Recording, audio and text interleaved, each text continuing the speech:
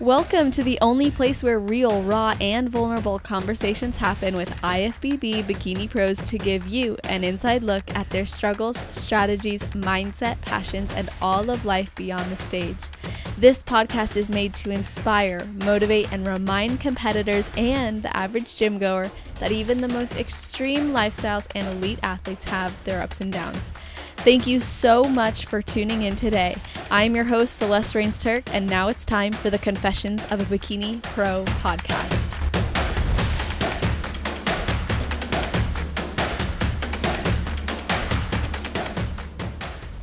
Self-coached from day one, 2013 to her IFBB Pro status in 2015, and all reverse and improvement seasons from 2013 to now. She qualified for 3 Bikini Olympias, that's 2016, 2019, and 2020 with self-coaching, leading her competition and lifestyle clients to success on and off the stage as the owner and founder of Team Casey as well. Today we welcome Casey Samsel. How are you doing? I'm good. How are you? Thank you for having me. Of course. I know this has been a long time coming, and I'm just so glad it's finally happening. Yeah, it totally has, but we're here. Yes. So before we get into everything, I got to ask you the question I ask every athlete who comes on the show, which is, what is one thing you do or a ritual you have right before your heel hits the stage? Oh boy, that's a good one. So everybody that is always in line with me backstage knows that I literally like to just kind of dance, literally until that last moment before you kind of put your heel right on those stairs to go up onto the stage. That's so awesome. I think it's just kind of like taking your mind off all the nerves and things like that and just really enjoying being present. Yeah, definitely. Do you feel like that has helped you to then actually execute your posing really well too? Yeah. Oh yeah, totally. Because if you can make everybody else comfortable around you, you get a little bit more comfortable too. That's so true. I've noticed a big difference in the shows where we've been really engaged with each other backstage, and the girls all lined up with me have talked or who have expressed things to each other. It's always made the experience way better than the ones where we're all kind of quietly not saying anything to each other. Right. Yeah. You want it to be a good experience, and everybody's there for the same reason, so it should be fun. So I think of all the people that I've had on the show, you, and maybe even I'd be curious, out of the whole IFBB Pro League in general, you've done so many shows, over 36, right? Yeah, I think it's been 36. Yeah. Okay, so of those shows, and there's a reason I'm getting this, but of those shows, how many, if you know off the top of your head, have you placed top 10 or top 5? Top 10, probably a majority of them. Yeah, I would say a big chunk of them. Maybe 3 or 4 that I didn't place top 10. And then top 5, maybe I think probably half of them. And how about maybe more than half. My math is so terrible right now. So out of the 36, maybe 20 were top 10 or I mean top 5, or maybe 26. Yeah, something like that. Yeah, I had a lot of second places in my career, a lot of thirds, and a good chunk of fourths. So my very first pro placing was 5th place. So that that was kind of cool. Awesome. That was a really nice introduction to just all my successes throughout the years. Absolutely. It was cool. That's super cool. And do you know how many times you've placed first in your in all those shows that you've ever done? Let's see here. So my very first show was the MPC Garden States up in the Northeast, and that one I actually won first in novice. It's the only class that I entered that day. Wow. And that's what kind of kept me going. And then I eventually went on, I think it was 2 shows later, I got first in overall. And then I went to MPC Universe, got 6th, and then the very following national qualifier, North Americans in 2014, I got first place. And then my first pro placing was in 2016 at the San Antonio Pro. And then I got first last year in Arkansas and first this year in Portland. That's awesome. So like out of all those shows, probably like I think maybe I counted like 6 or 7. Which Yeah, is I think maybe 6 or yeah. Is awesome. And the reason I said there was a reason I'm bringing this up, and it's because I think there's a lot of girls who get really caught up in the trophy or the placing that they forget about the fact that many of the people who have taken first have also not even placed in top 10, not placed in top 5 consistently. You know, for you, you've been very consistent. Oh yeah. Top 10. Yeah. No, it's because I mean, I've placed first, one weekend, and then I will compete, 4 weeks later and get, 7th or 9th or whatever it is, So, yeah, it's not linear, and it's all about who shows up that day. But you can't get wrapped up in the awards and that feeling, because no matter if you get first place or you get 10th place, you still leave wanting to be better. Yeah. And I think that's what makes a real winner, a real champion, a real athlete, is someone who's just hungry to continue to progress on their own. Yeah, I definitely agree. So, I mean, because you're not doing this for anybody else. So why compare yourself to other people, constantly all the time? You're not going to live a great life just doing that. You wouldn't do that outside of prep. So why would you do it in prep? Exactly. That's a really good point, actually. And so do you think that's what like brings you back to the stage, or what has brought you coming back to the stage all these years? I think my number one is to motivate my team, because I know that they do find motivation out of me being an active competitor, a couple times a year. And to be successful in that too is obviously just, it's kind of like icing on the cake. So that's why I try so hard in all realms. And then second, I definitely want that platform of Miss Bikini Olympia. I don't know if I'll ever get it, but I'm still going to fight for it for the next couple of years. I just want to be able to show people that you can be completely engulfed in competing, but you've got to also live your life inside of it too. It's not, you can't just turn the switch on and off. It's got to be on all the time.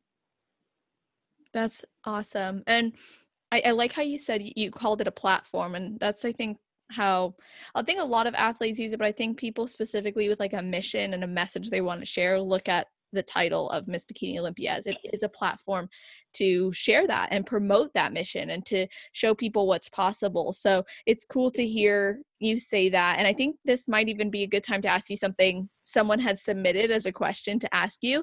And cool. That is, yeah, I know, we got a few of them, so I'm excited about that. We got a lot about Team Casey too, so that was awesome. But anyway, she was wondering, like, of all the shows you've done, do you have any that you remember like receiving really great feedback? Like, why was it the best feedback for you? Was there a show where you had the best feedback? That kind of stuff. This is going to be a mind-blowing answer. So I would say maybe only like 3 or 4 of my shows have I ever even asked for feedback. Oh my gosh, that is mind-blowing. Here's why. Because I never wanted to do it for anybody else. I've always wanted to do it for me. And I know what the guidelines for bikini are. And if you step back and just kind of evaluate yourself, you know what you need to do. You can't just, it's not like one of those fake it, you make it things. Like, you can't fake having tight glutes. You can't fake having, a little bit bigger delts. That's something you got to be honest with yourself if you want to improve and you want to be better and you want to be seen. So I've always just kind of created my own feedback and just did everything for myself, because I feel like some people can follow feedback and still not get the outcome that they want, and it messes with their heads. So, I mean, my best advice is just be honest with yourself. If you think you need fuller delts, go grab them. But you've got to take the top athletes and really see, do you really need bigger delts? Do you really need fuller glutes? What's the difference here? And if you have a good coach, they know what you have to do. So sometimes it's not an adding muscle thing. Sometimes it's a just getting tighter thing and body recomping and just filling out a little bit more. It's a lot of different stuff. But I think that there's one time that I'll never forget. I had just got off the stage at the New York Pro. I forget which year it was, maybe the second year, and I had gotten sixth place. I got the first call outs with a bunch of Olympians: Angelica Teixeira, Michelle Sylvia, Kathy Radulik, Bianca Barry, just amazing girls. And so I was already super thrilled. But I did not land in that top 5. And that was one thing that I really wanted to do that year. And I got into an elevator with Steve Weinberger, and he just straight up said to me, "You got to get bigger." He goes, "About 5 pounds bigger." And I said, in my head, I was like, I don't know where or what. I said, but I'll do it. And that to me is better feedback than telling me specific things, because then you just know that you've just got to do the work. Mm-hmm. You know what I mean? I do. So I did. I came back the next year and I got second. So that was pretty cool. That's amazing. And that's actually, like, you're bringing a lot of interesting points and perspectives that I hadn't thought about as an athlete, because, we're so used to being told, like, ask for the feedback, get in front of the judges. But you're someone who's, let's say, 3 or 4 shows you've asked for feedback, and that's out of 36. So then if we really take a step back and look, and you've still done extraordinarily well consistently. So it absolutely then furthers the point that, hey, if you really are doing this for the right reasons and you're still taking the actions that are needed as an athlete and you're showing up with what they're looking for, you're going to be rewarded, not just because you asked for feedback one year. It's like, there's not a political gain in doing that, because the politics aren't there anyways. And I think that you're a really good example of that. So you want to become Miss Bikini Olympia one day. And even though you said, maybe I'll never get there, but maybe you will. So you have been really close before. What has that been like for you? So that has literally made all the difference in my entire career. That year, it was kind of like that baby's up for grabs, because Courtney King did not come back to compete for her, to kind of defend that title she had. So it was really up for grabs, which was the cool thing. So, and everybody wanted it, and it was anybody's game. And it was really, really cool to qualify for the Olympia that year, just on points alone. I hadn't won a show to qualify for the Olympia that year. So I had just had points, just enough points to go. And I ended up getting 4th place. So when I got called out for that 4th place confirmation round, I knew it was totally real, and all the hard work kind of paid off. So it made all the difference for me this year. So I was actually going to not compete at all this year. And oh my gosh, my cat is meowing in the background. I don't hear. He's being so nosy. So it made, like I said, it made all the difference for me this year, because I wasn't going to compete this year. I was going to sit down and just really rest and give my body a break. And but I know myself all too well. And once I got knocked out of the points to go to this year's Olympia, it kind of gave me a little bit of a boost. And I said, if I'm going to be knocked out of the points, I'm going down swinging. Mm-hmm. So I decided to compete. And one thing I knew that was going to get me fired up to compete is watching my videos from getting that 4th place at the Bikini Olympia in 2017. So that's what I did, and I hit the ground running, and I ended up qualifying for next year's. And I only missed this year's Olympia by 2 spots to get me my points I needed to go in. Wow. So that alone just gave me so much inner peace. I was ecstatic about it. The fact that I came that close, and I went down swinging just like I said I was going to. So that was awesome. And it's made all the difference. And again, it's another growing point. So it was neat. That's super cool. And now you're qualified. So what are your plans up until then? I did apply for the Arnold. So we shall see if Awesome. I, have the honor and the privilege of doing that again. Because I did place third one year, and that would be one of the diamond shows in my book that I want to win. So we're going to just patiently wait for that. Let's hope that that comes around. And then other than that, I've got no other plans because that is my only plan right now. That's But once we find out what's going on with that, then I can make other plans. That makes sense. So looking at like the Olympia on the Arnold stage, right, from an outsider's perspective, let's say from a spectator, from an NPC athlete, or even pros who have never, come close to it, can you give us like a behind the scenes look at what the production is like from an athlete's perspective?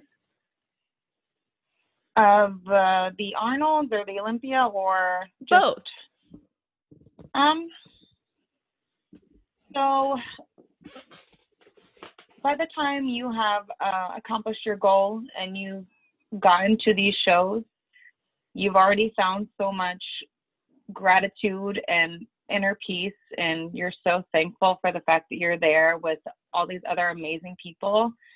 It's actually it's just very super calm and fun, and everyone's ready to go, and we're all just very thankful to be there together. And and again, it's always well run. And when I got to the Olympia the very first year, I wasn't nervous at all. It was one of those things like you just had that sense of accomplishment that you were just ready to show off the fact that you arrived. So being backstage it's almost like any other show until you like bust through those curtains. You know what I mean? I can And the imagine. Arnold, yeah, and the Arnold has a different type of feel to it because you do have to be invited. That hundreds of athletes have applied to do this show and to step their game up and be that person. So that's a lot of pressure. And when you get invited, it's again, it's another honor. So by the time you get there and all the hard work's done, you're just ready to have fun. Yeah. That's awesome. And so did you ever find it exhausting? I know you said that it's a pretty calm feeling when you get there, but doing like all the check-ins and the meet and greets or the photo shoots or anything? Oh my gosh. No, that's so much fun. I've always just been Yeah. curious. I'm like, you guys are running around a lot. No, I want to say I speak for the majority of the bikini pros. Like we love doing that stuff. Like that's the reason we're there. You know what I mean? Mm-hmm. Yeah, we can show off our physiques all day, any day, but to be able to interact with people that, want to do the things that we do or just admire us for doing what we do, like that's awesome. If you can spread some joy and some motivation, that's like the real reward, I promise you. Yeah, that makes sense, especially when, like I said earlier, like you have a mission and you want to use your platform to spread it and to encourage and really be like you really are there as a representation of the most elite in the sport, in that time and place, or at the Arnold, you've been chosen to be there. So it is a representation and an opportunity to do so in a powerful way. And I'm sure there's so many people, of course the athletes there, but even aspiring athletes who want to be up there who are like, that would be so fulfilling and so incredible. So let's say when the show is over, right? Like when all the curtains close and everyone's been rewarded, the confetti's on the ground. What's it like backstage among all the competitors? Oh my gosh, it's just like a fun high. Everyone is just, everybody's just celebrating in their own special way. We're all sharing little treats and hugging and high-fiving and making plans to celebrate all of our successes throughout the year, because usually those moments, those big shows are those pivotal shows that kind of guide us in what direction we're going next. So all of that stuff should be celebrated, and every little victory that all the things that you've accomplished in your prep, and the relationships you've built and things like that, and discipline that you've had to reestablish and stuff, that those are accomplishments in themselves. So, and we all go through them, and we all know how hard it is sometimes. So backstage after it's all over, it's like everybody turns into like fun jelly, and we're all just giggling and having fun. So I think, Yeah, I mean, that's like the best part. that's so cool. It sounds like it's like just really fun. Everyone's there to have fun and support each other and do what they love to do. Yeah, absolutely. I mean, we all know it's hard. So, Yeah. and by the time you're an IFBB bikini pro and you've competed a couple times, just being backstage is just a lot different. It's just a lot more togetherness, and it's a lot more, we did the damn thing, let's celebrate. And getting on stage is the celebration. That's super cool. So, okay, so you said you want to be Olympian, right? Miss Bikini Olympia. What do you think is missing? Like, what do you think is the gap for you to actually obtain that title? You mean what I would kind of bring to the table? Um, Is that what you like, mean? no, more, well, that's a good question as well, actually. But like, what do you think is missing for you to be awarded that? Like, what kind of feedback would you be giving yourself? Like, when you look back and you compare yourself to those who are getting, 1 and 2 spots and being awarded the title, what do you think is missing between you and then getting that? Does that make sense? Yeah. Okay. So I'm going to answer that in 2 parts. So, I mean, for me to get there, I mean, I've got a couple physique adjustments that I've got to make, and it could take more than, another year, more than 2 years, because they judge bodies. It's not a personal thing once you're up there. So that's why you can, be friends with judges, and, stay in contact with all these judges and things like that, and talk to them and, all that, whatever. You could sponsor their shows, yada, yada, yada. But once you're on stage, it is all physique. It's all bodies. So that's literally what it comes down to. There's no personal interaction whatsoever. It is bodies. So I have a lot to change in my physique, if I want to get to that spot. So, how has your understanding of yourself and coaching yourself evolved over the last 6 years? Well, I did have a little bit of coaching in between, in which I learned a lot of stuff. But that was about, I would say, about 2.5 years of my career I had coaching, other coaching. But I've Yeah. always done my off seasons and things like that, just growing seasons, because I knew what I wanted to do to stay in love with what I do. But my first go round for all the way to my pro card, it was definitely hard. Bikini has evolved a lot since I received my pro card. Mm-hmm. But getting there was a lot of trial and error, and it was a lot of,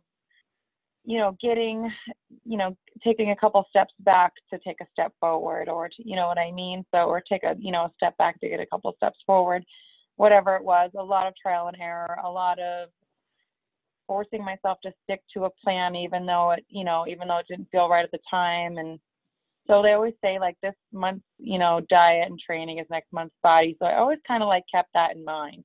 This month's And what? this month's diet and training is next month's body. Oh, okay. Awesome. So, it's just something people use, like saying, like, you have, you're not going to see the results right away. So me coaching myself, it was definitely a process, but I did get obviously better at it with time. So trial and error and a lot of patience. And when I made a plan, I stuck to it. Mm-hmm. So, because I know that I made it for a reason, and you cannot play off emotion. You have to always think logically about coaching yourself. Going off of emotion isn't going to get you anywhere. That's a powerful insight into coaching yourself for sure. What are some of the challenges specifically that you faced when coaching yourself and when experiencing maybe that emotional pushback?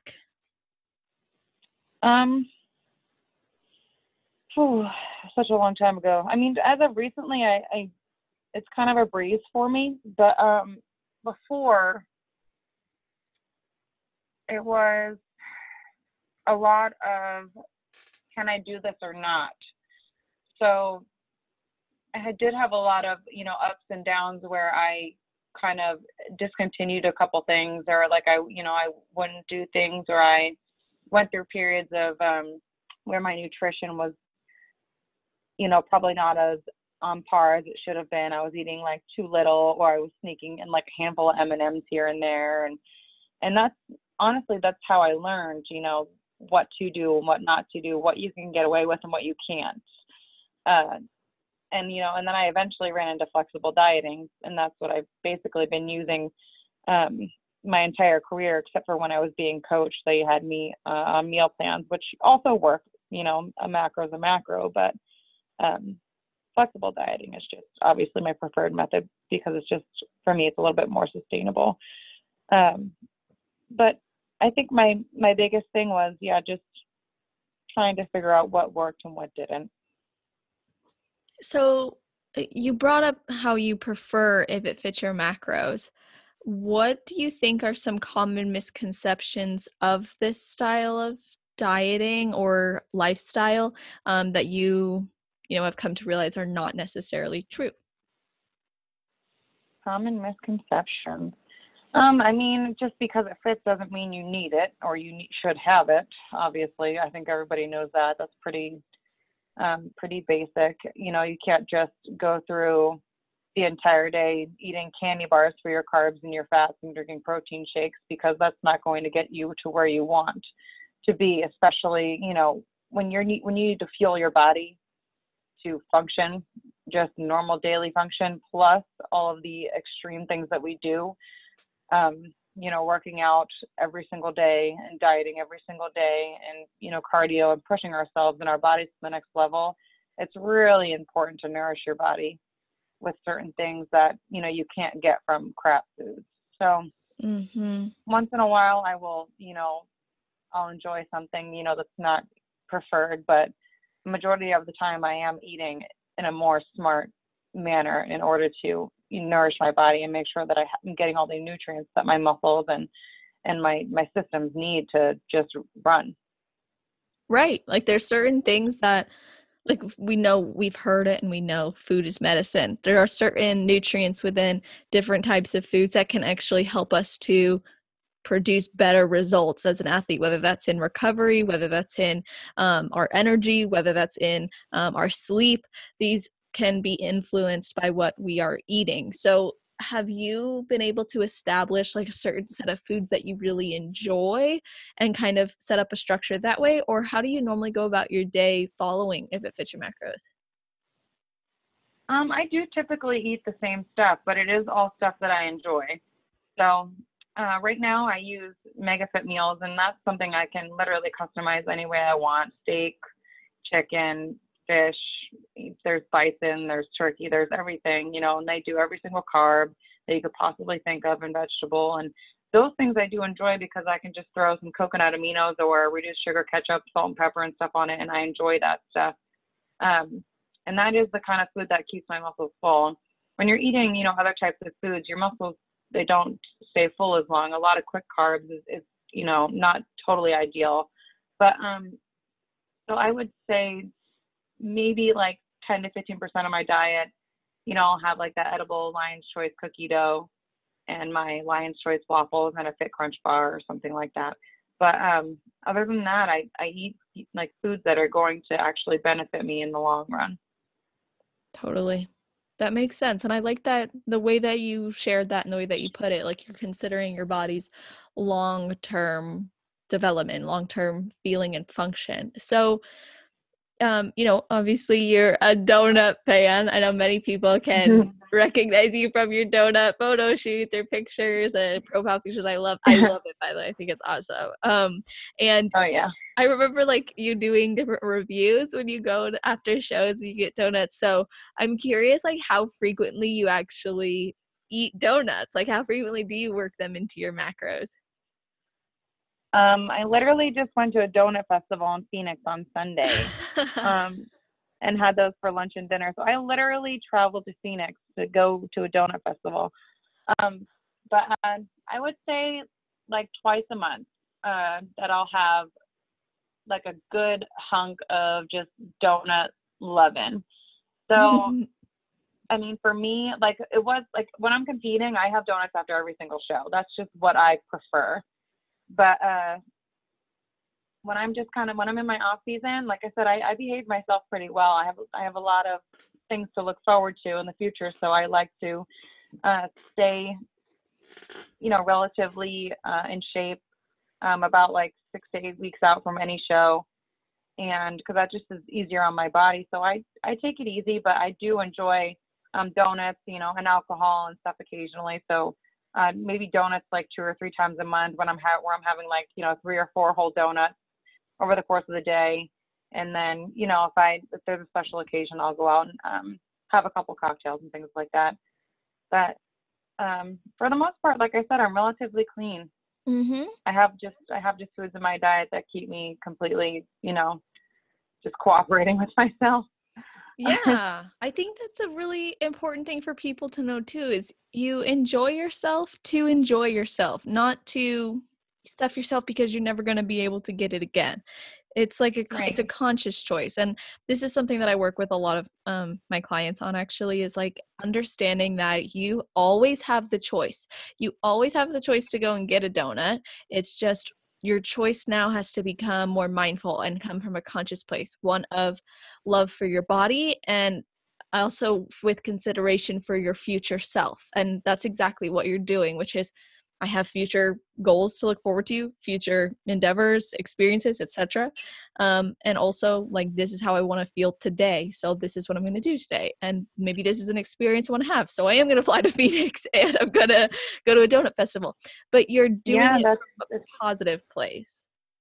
right. Yeah. I mean, and a majority of the time, so I plan these types of things too. I don't just randomly go off and eat them. So all of my refeeds and things are planned. Um, and then if I need, another refeed or something like that, I'll do it again the next day, right away. But everything is planned so that I can make sure that my body can even use, the things that I give it, in a beneficial manner rather than something that's going to make me feel like I did the wrong thing. Yeah. So I always plan it. I don't just randomly go do anything.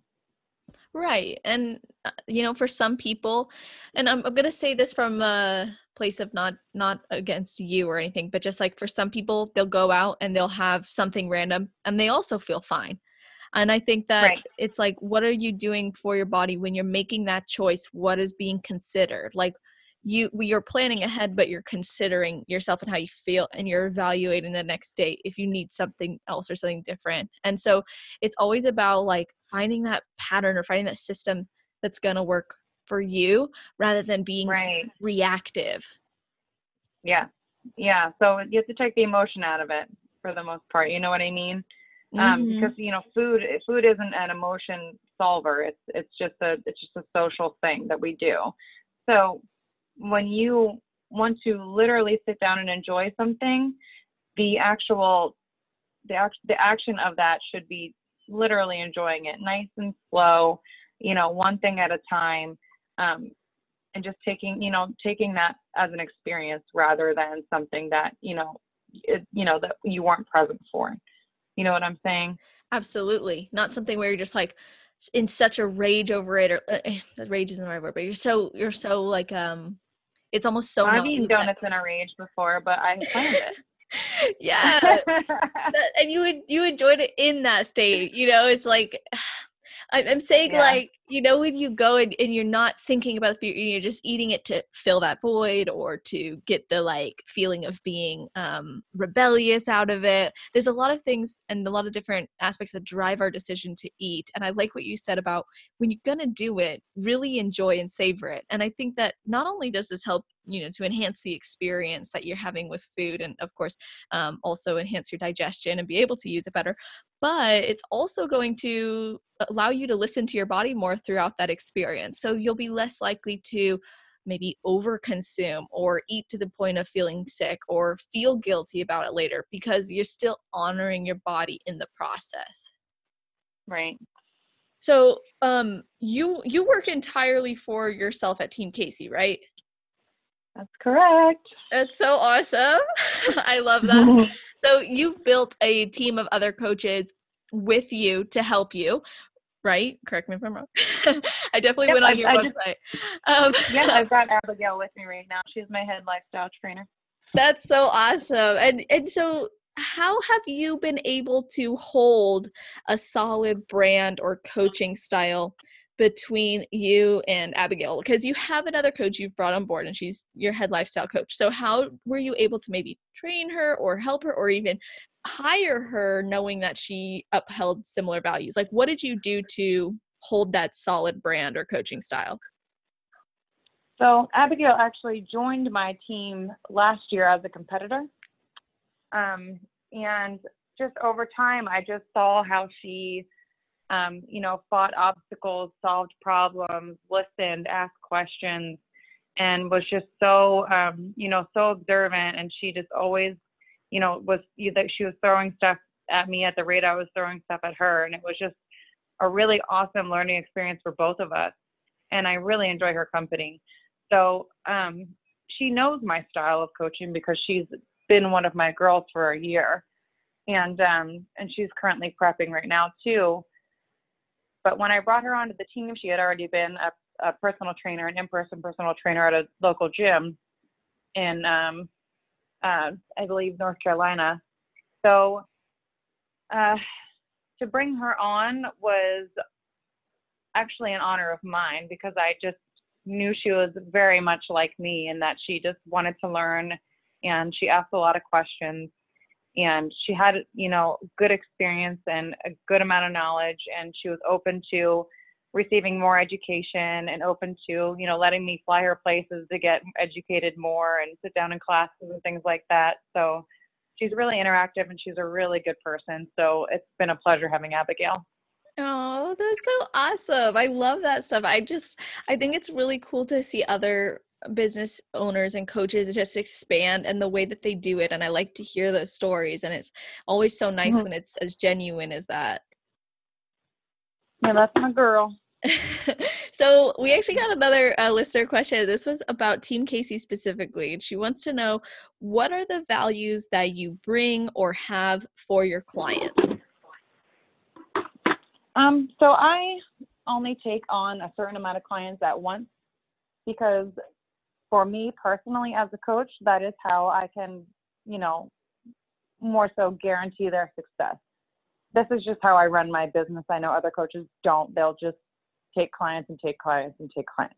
Mm-hmm. So for me, this is what I like because I like to be personal. I like to know whether you're using the bathroom. I like to know whether you're stressed out in your life. I like to know whether you're sitting more this week than you were last week. Just little tiny things. And I said sitting, by the way, sitting. Yes. SITTING. So just little things like that, and I want my clients to be able to tell me things. Like, if somebody has passed away in the family or they're having a hard time or whatever it is, because all of this plays into how your body responds. So I can get a lot of answers for people just being genuinely honest and communicative with me. And because I only take on a select amount of clients, I like to be able to, just like I said, dive in with these girls and just get to know them to guarantee that their successes more so. And in doing that, I'm pretty selective on the people that I accept to the team. I like them all to have the same qualities. I like them to be, in general, nice girls, ask questions, have a goal in mind, and just be very, communicate well and to be timely in their, in their check-ins and just take it seriously. So that's like kind of that full circle explanation on why my team is who it is. They treat each other like family. So it's really, really nice to see all the time. And I think, that's because I take my time selecting girls to be a part of the team. I love that. It shows that you really care about the environment and the type of team you're really cultivating, like actually building a team. Correct. That's really cool. And so do you have future plans or things moving forward within your business or business goals, things like that you're going to be bringing with Team Casey or just to the industry in general? We are an all-natural bikini team first. But otherwise, I'm just going to keep growing the team, because these girls out there, they deserve a coach that knows what's going on, what's going on currently, the evolution of bikini bodybuilding and, health in general, nutrition, just somebody that knows what they're doing and can get them to a successful place internally and externally. And you said you had a period of time where you did work with a coach or a few different coaches. And I don't know, but I think I recall in some posts, maybe you'd shout out like some of the coaches who would give you like feedback or support, like leading closer into shows. Is that right? I would never send like pictures or anything for feedback. No. Okay. But like I said, I did have, I had 3 separate coaches in my career. But no, like when I coach myself, I coach myself. Did those experiences with those coaches help you to continuously form and almost solidify the values you have with Team Casey? You kind of cut out a little bit on that question. That's okay. So working with those coaches, did that help to solidify the values that you have or develop the values you have with Team Casey? Oh, yeah, definitely. Yeah, because obviously nobody is the same. And to see other methods of other coaches, that does just kind of solidify it. And you do learn more things. You can learn some stuff not to do. You can learn, more things to do, things that kind of make sense that didn't before, things like that. When you hire a coach, you're expanding your horizon. You're educating yourself. At least you should be. You should be learning something from your coach. They shouldn't just be telling you what to do with no explanation as to why. Yes, very true. So one more thing I want to know before I get into like the last 2 questions I ask everybody is, many competitors want the longevity. They want the longevity in the sport so that they can continue to grow, whether that's to become nationally qualified, whether that's to become a pro, or whether that's to eventually hit a stage like you on the O stage or the Arnold. So what do you think has allowed you to really establish and achieve the longevity that you have?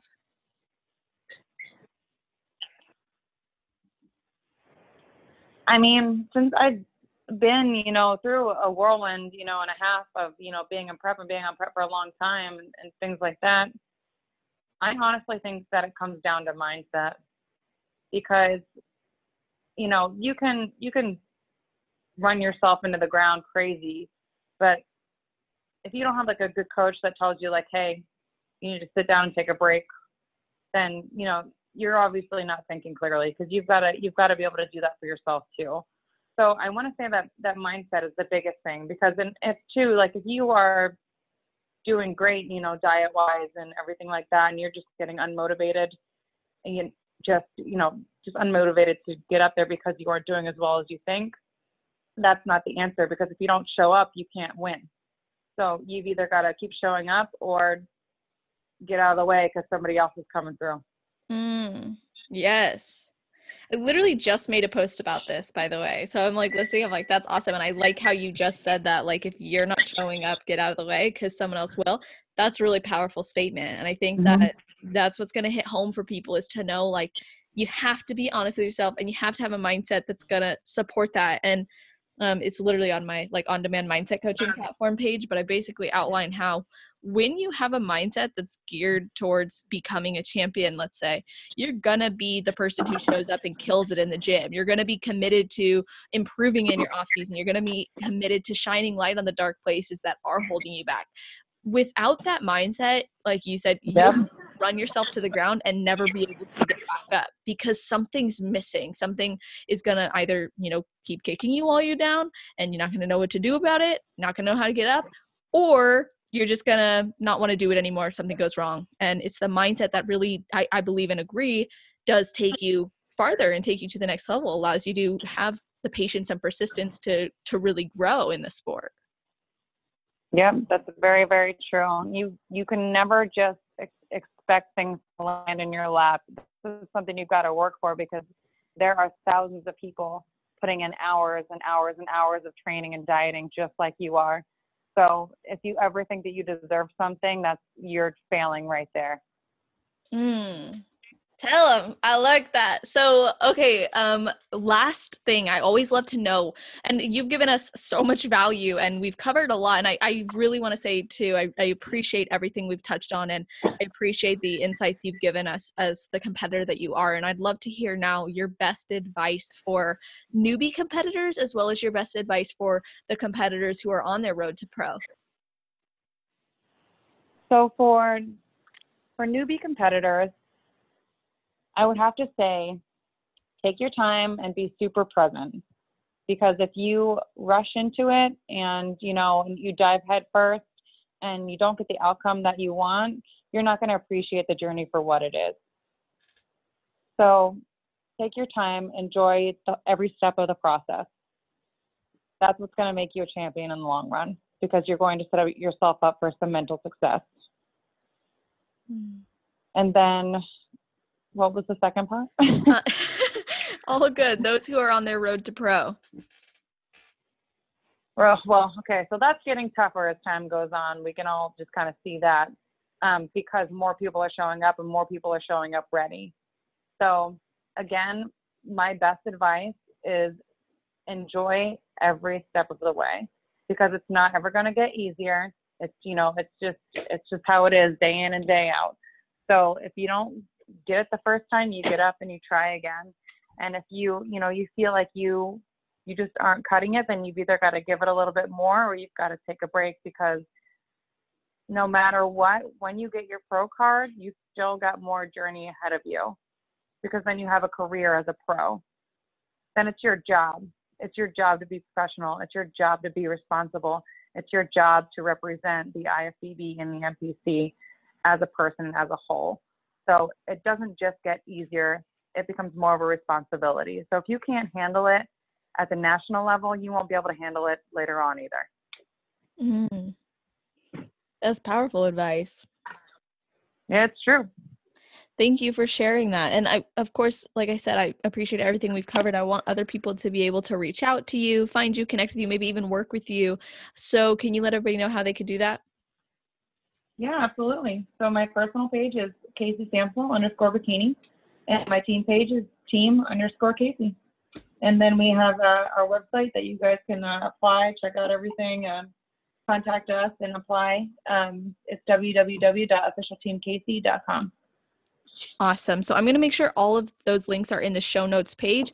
So that's always on celestial.fit/podcast. Make sure you guys go to the category that's, of course, titled Casey, and you'll be able to see that. And if you're watching, or if you're listening right now, it'll be at the top of that page. If you're listening in the future, scroll down to the category section and you're going to find it. So with all of that being said, Casey, thank you so much for coming on and giving us all your time. Yeah, thank you for having me. I wish we could have been on a little bit longer. Of course, it was awesome. And yeah, it's all good. We could always do a follow-up like Instagram or something. Yeah, let's do it. Okay, cool. Awesome. So everybody listen, look out for that. And I hope you guys have a great rest of your day, night, or morning, wherever you are while you're listening to this episode. Just week it off.